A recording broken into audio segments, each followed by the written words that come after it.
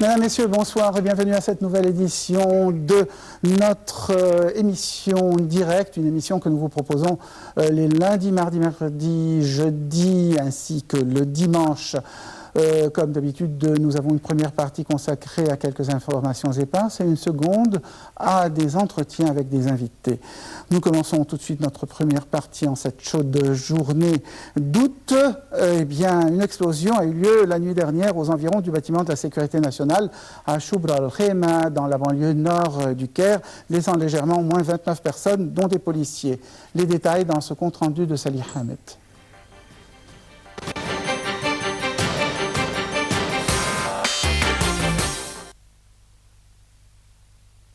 Une attaque a été perpétrée dans un quartier du nord de la capitale contre un commissariat de la sécurité d'État, un service de la police. Le ministère de l'Intérieur a déclaré dans un communiqué qu'un inconnu a stoppé brutalement sa voiture devant le bâtiment, en est sorti et a sauté sur une moto pour prendre la fuite, puis la voiture a explosé. La bombe a creusé un cratère d'1 mètre de diamètre environ devant le portail d'entrée et le sol était jonché de débris de la voiture piégée et de verres brisés. Le mur qui ceint le bâtiment de 4 étages s'est effondré en grande partie et les fenêtres de l'immeuble ont volé en éclats.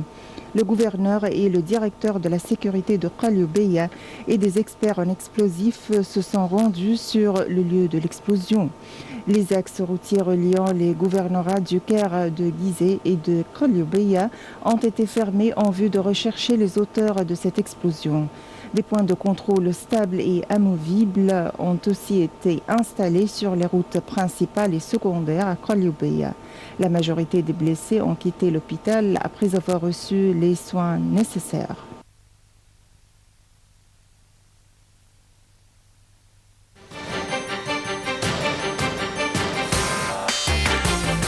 Entre-temps, la vie a repris son rythme ordinaire aux environs de l'immeuble de la Sûreté de l'État à Choubra al-Khema après l'explosion. Le Premier ministre Ibrahim Mahlab s'est rendu sur les lieux où il a demandé à la compagnie Arab Contractors de prendre en charge les affaires de restauration du bâtiment de la Sûreté de l'État.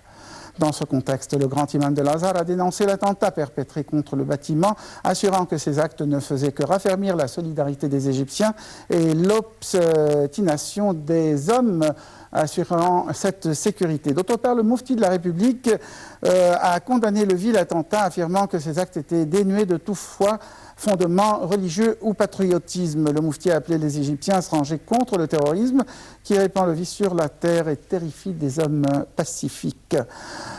Le président Abdel Fattah el-Sisi, mesdames et messieurs, entamera par ailleurs mercredi sa 3e visite en Russie en un an.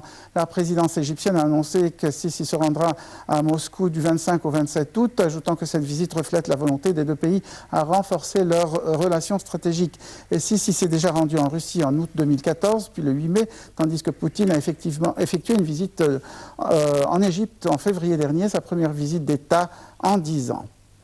Passons aux affaires palestiniennes. Le gréviste de la faim palestinien Mohamed Allan est ressorti du coma au lendemain de la suspension de sa détention. Devant l'état de M. Allan, après près de 60 jours de grève de la faim, la Cour suprême a décidé hier soir de suspendre sa détention sans inculpation et de le maintenir en soins intensifs. Passons à la Turquie, où la commission électorale a proposé la date du 1er novembre pour la tenue des législatives anticipées, après l'échec des négociations sur la formation d'un gouvernement de coalition. La proposition de la commission électorale intervient 3 jours avant la date limite du 23 août pour former un gouvernement de coalition. Europe, ce continent est au pied du mur dans la crise migratoire. En juillet, 107 500 migrants sont passés illégalement dans l'Union européenne, marquant une sorte d'invasion du vieux continent.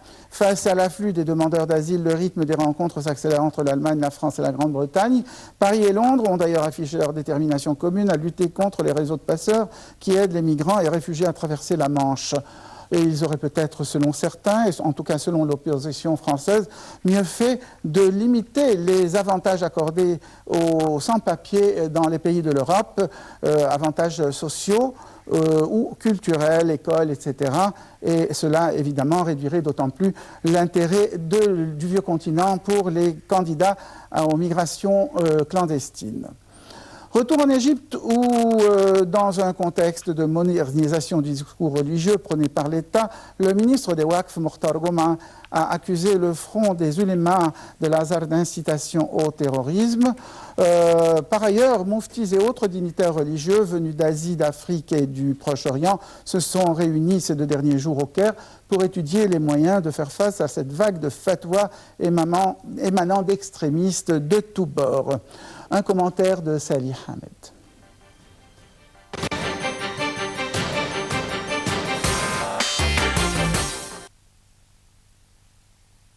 Le ministre des Waqf, Mokhtar Goma'a, a ouvert le feu sur le front des oulémas de l'Azhar. Ce front porte préjudice à la religion et à la patrie, a déclaré M. Goma'a dans un communiqué. Il accuse les membres de ce front de terrorisme et demande à ce que des mesures rapides et décisives soient prises contre ses membres. Selon M. Goma'a, ce front qui n'a aucun statut juridique est devenu un outil aux mains de certains pour réaliser des intérêts politiques, ajoutant que ceux qui ont laissé faire ces extrémistes ont trahi la religion et la patrie. Nous sommes actuellement à une période où l'on ne peut plus tenir le bâton par le milieu, a-t-il encore martelé. Le Front a immédiatement répliqué à ces accusations infondées. Le ministre des Waqf ne représente qu'un employé du gouvernement et ses propos n'ont aucune valeur, affirme le Front dans un communiqué, ajoutant que le Front n'a jamais incité à la violence comme prétend le ministre. S'il a des preuves que le Front est impliqué dans des activités terroristes, qu'il les relève à la population.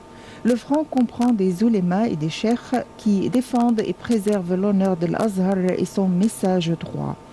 Le Front affirme en outre sur son site internet que Mokhtar Goma'a est l'un de ses membres depuis 1998 et qu'il n'a jamais démissionné. Mais M. Goma'a affirme avoir quitté le Front après l'arrivée de la confrérie des frères au pouvoir et ne plus avoir aucun contact avec ses membres. Ce front avait dans les années 1990 pris position contre les intérêts bancaires qu'il considérait comme usuriers et avait notamment attaqué plusieurs intellectuels. Dissous dans les années 1980, il reprend son activité en 1994 avant d'être à nouveau dissous par la justice en 1999 suite à des déboires avec l'ancien cheikh d'Al-Azhar Mohamed Hassan Tantawi. Aujourd'hui, le Front est installé au Koweït. Il avait notamment appelé sur son site internet à manifester le 14 août en commémoration de l'évacuation des sit-ins de Rabaa et de Nahda le 14 août 2013. Un appel que le cheikh d'Al-Azhar Ahmed Taïb n'a pas tardé à condamner dans un communiqué, le qualifiant de subversif. Ce front ne fait pas partie de l'Azhar et ne représente ni ses oulémas ni ses cheikhs, affirme le communiqué.